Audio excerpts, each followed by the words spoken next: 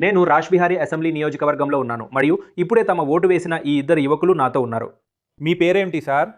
అనిర్బన్ మజుందార్. మీ పేరేంటి? రాజశ్రీ మజుందార్. మీతో మొదలు పెడతాను. మీరు ఈరోజు మీ ఓటు వేశారు. నాకు ఏ పార్టీల పేర్లు వద్దు, అది మాకు ఆసక్తి ఉన్న విషయం కాదు. అయితే ఈ ఎన్నికలలో మీ ఓటును ప్రభావితం చేసిన కీలక అంశం ఏంటి? నేను ఏ పార్టీని ప్రత్యేకంగా సపోర్ట్ చేయను, కానీ ఒక ఓటు వేయాలి, నేను దాన్ని వృధా చేయాలనుకోవటం లేదు. అందుకే నేను ఓటు వేయడానికి వచ్చాను. ఏ ఇష్యూ ఆ రకంగా ఏమీ లేదు, అందుకే నేను ఓటు వేయడానికి వచ్చాను. అలాంటిదేమీ కాదు. ప్రచారంలో జరిగిన ఏదైనా మిమ్మల్ని ప్రభావితం చేసిందని మీరు అనుకున్నారా? బహుశా భద్రత, ఉద్యోగాలు అలాంటివేవైనా? అలాంటి విషయం ఏమీ కాదు.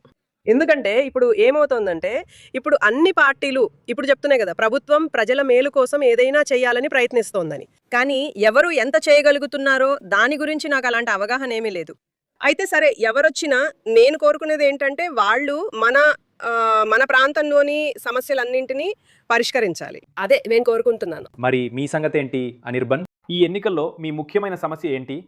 చూడండి, ప్రస్తుతానికి చెప్పాలంటే మేము కోరుకునేది ఏంటంటే, మాలో ఎవరికైతే ఉదాహరణకి వాణిజ్యపరమైన సమస్యలు ఉన్నాయో వాళ్ళు పనులు చేసుకోగలగాలి. ఈ నిరుద్యోగులుగా ఉన్న వాళ్ళు ఏదైనా చేసి పైకి రాగలగాలి.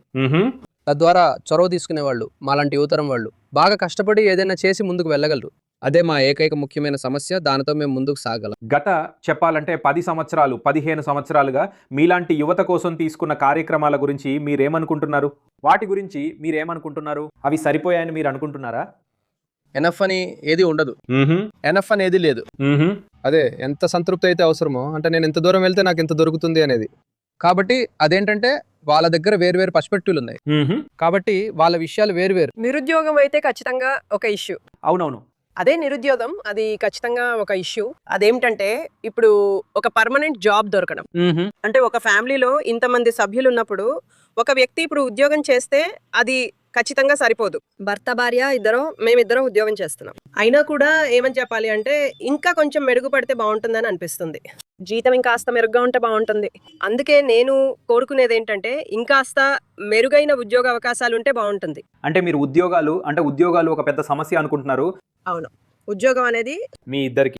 మీరేమి అనుకోనంటే అడుగుతాను, మీరు ప్రైవేట్ సెక్టార్లో ఉన్నారా? మీరు ప్రభుత్వంతో పనిచేస్తున్నారా? మీరిద్దరు ప్రైవేట్ రంగ ఉద్యోగులు, మరియు మీరు మీ జీవితాంతం కలకత్తాలోనే పనిచేశారా? అవును, మీ జీవితాంతం. మరియు జాబ్స్ అనేవిగా ఉండాలని మీరు అనుకుంటున్నారు మరింతగా. అవును, చెయ్యాలి. అది జరిగితే బాగుంటుంది. ఎంత పెరిగితే అంతగా మన జాబ్ సెక్యూరిటీ అనేది మనకది ఇంకా పెరుగుతూ ఉంటుంది. కేవలం కలకత్తాదే కాదు, నిరుద్యోగ భృతి లేదా ఇలాంటివి మేము కోరుకోవటం లేదు. అవును, నిజం చెప్పాలంటే మేము కోరుకునేది ఏంటంటే, ఒక పర్మనెంట్ జాబ్ ఆపర్చునిటీస్ ఉండాలని. ఎందుకంటే మనం అప్లై చేస్తే, ఈ రోజుల్లో ఒక చోట అప్లై చేయాలంటే దానికోసం ఫామ్ ఫిల్అప్ చేయాలి. ఆ ఫామ్ ఫిల్అప్ చేయడానికి దానికోసం డబ్బులు ఇవ్వాలి. ఆ తర్వాత జాబ్ వస్తుందో రాదో అనే దానికి ఏమీ లేదు. ఆ తర్వాత ఉద్యోగాల కోసం నకిలీ నియామకాలు జరుగుతున్నాయి, అక్కడ డబ్బు డిమాండ్ చేస్తారు. కాబట్టి ప్రభుత్వం ఈ విషయాల్లో కొంచెం చూడాలని మేము కోరుకుంటున్నాము. ఉదాహరణకు, దీనికి ముందు నేను కూడా కొన్ని చోట్ల డబ్బు ఇచ్చాను, అక్కడ ఉద్యోగం ఇస్తామని చెప్పారు, కానీ మాకు రాలేదు. అందుకే ప్రభుత్వం ఈ విషయాలను చూడాలని కోరుకుంటున్నాము. బాగుంటుంది. నిరుద్యోగుల విషయంలో ఏదైతే జరుగుతోందో ఆ విషయం మెరుగుపడాలి. ధన్యవాదాలు. కాబట్టి ఈ ఎన్నికలలో ఉద్యోగాలు మరియు ఉపాధి గురించి మాట్లాడుతున్న ఇక్కడి ఈ యువ ఓటర్ల నుండి ఒక ఆసక్తికరమైన దృక్కోణం.